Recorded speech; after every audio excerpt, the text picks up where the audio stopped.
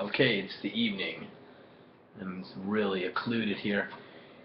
This meditation from the 28th day of May, read this day, originally written 10 years ago, commemorated 10 years later this day, the day that the great poet Maya Angelou has passed away.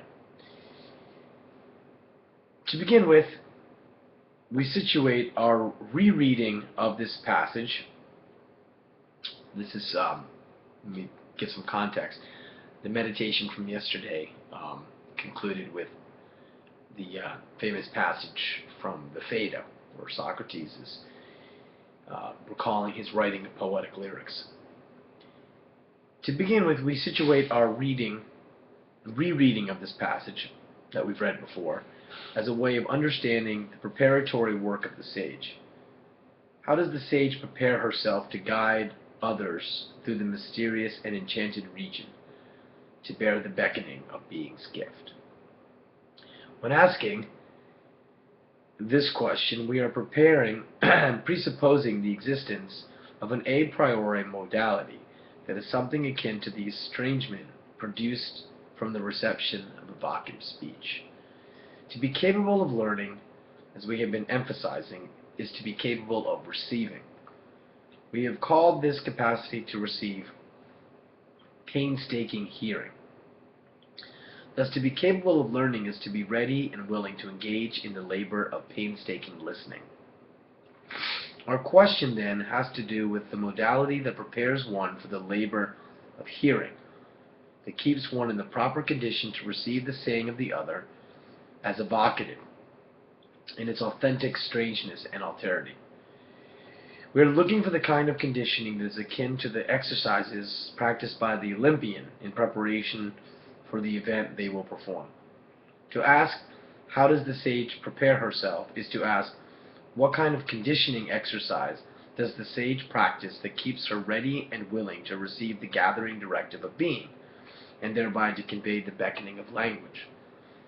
Whatever the exercise may be, I would have to allow the sage to condition herself in a way as to be fit for taking the questioning stand, to be released into existence, freedom. This exercise would allow the sage to practice ecstasis, or to stand outside of herself. The exercise would be one that enables the sage to make a leap beyond herself, to become estranged from her habitual habitat, and thereby to stand beyond or with distance from herself. At its core, such an exercise is one that places one in the primal state of perception, one that practices authentic hearing. We call this practice meditation or meditative thinking, and describe it as the practice of waiting.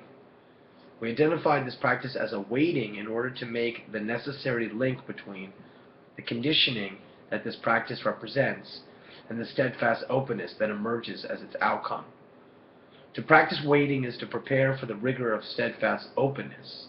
The practice of waiting is meditative because it is the practice of silence. To practice silence is to place oneself in the modality of hearing. Thus, meditation is the practice of silence that conditions one for the difficult and challenging work of painstaking listening. The sage prepares herself through meditation. In a moment we will return to Socrates' waiting in jail and explore his compositions as a composing of himself, as a form of meditative practice.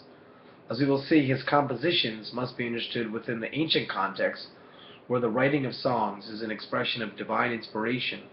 It is best identified as demonic possession, where daimon represents the spiritual realm, which appears in hiding. Meditative practice emerges with the kind of composition as a response to being possessed or being claimed, and thereby identifies the comportment of announcing, of the message of bearing that we have contrasted with the juridical voice bearing down upon and claiming language. Meditative practice enacts the ongoing renunciation of this claim, and as a practice of silence, enables the practitioner to become an empty cup, ready to be filled with sustenance and shared amongst the congregation.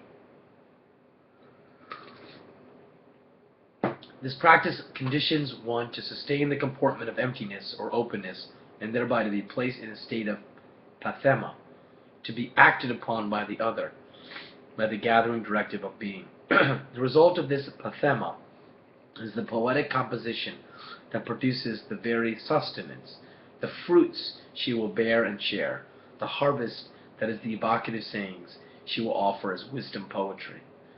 As we will see with our closer examination of Socrates, which will take us again back to Heraclitus, Lao Tzu, and for the first time Parmenides, the compositions which follow from the state of pathema and from being acted upon is the most originary form of communication, insofar as it is conveying the spiritual as the source of the sage's guiding directive. To be the guide, that is, to be the teacher who lets learning be learned, the sage offers the evocative invitation that is language's appeal. The appeal invites us to explore the boundless boundary that shelters the enchanted region. This exploration is the gathering of a community through poetic dialogue.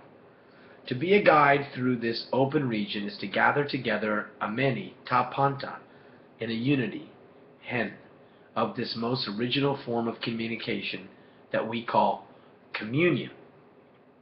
We say most original form of communication because it takes us to the root of communication as the modality of being with, as the root of relationality, as communing. To commune is to converse or talk together, usually with profound intensity, intimacy, interchange of thoughts or feelings. Thus, to ask about the sage's preparation, the conditioning she does on her own to prepare for teaching, is to point to the composition of evocative sayings that are the result of meditative thinking, the outcome of the most intense, painstaking form of hearing, and which represent the offering she will make when she encounters visitors and rejoins her apprentices. This offering enjoins the community of communication, the commune of freedom and peace. And that's how it ends. So a nice, interesting play on communication, commune, and communion.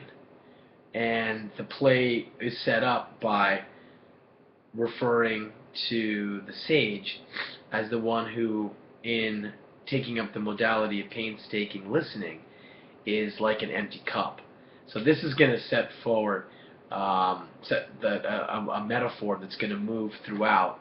It's going to move forward in a lot of the meditations upcoming, where the cup is passed around, the empty cup. So here then you're going to get all these references to the Eucharistic celebration, in fact. So the inspiration I'm going to be taking, my inspiration for this is very much the Eucharistic celebration.